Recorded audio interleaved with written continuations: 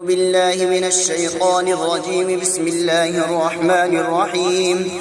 الحمد لله رب العالمين الرحمن الرحيم مالك يوم الدين. إياك نعبد وإياك نستعين. اهدنا الصراط المستقيم صراط الذين أنعمت عليهم غير المغضوب عليهم ولا الضالين. بسم الله الرحمن الرحيم. سبحان الذي أسرى بعبده ليلا من المسجد الحرام إلى المسجد الأقصى الذي باركنا حوله لنريه من آياتنا إنه هو السميع البصير. وآتينا موسى الكتاب وجعلناه هدى لبني إسرائيل ألا تتخذوا من دوني وكيلا ذرية من حملنا مع نوح إنه كان عبدا شكورا. وقضينا إلى بني إسرائيل في الكتاب لتفسدن في الأرض مرتين ولتعلن علوا كبيرا.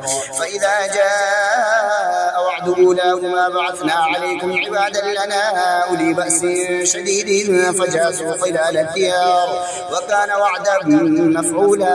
ثم رددنا لكم الكرة عليهم وأمددناكم بأموال وبنين وجعلناكم أكثر نفيرا. إن أحسنتم أحسنتم لأنفسكم وإن أسأتم فلها. فإذا جاء وعد الآخرة ليسوءوا وجوهكم وليدخلوا المسجد كما دخلوه أول مرة وليتبروا ما علوا تتبيرا.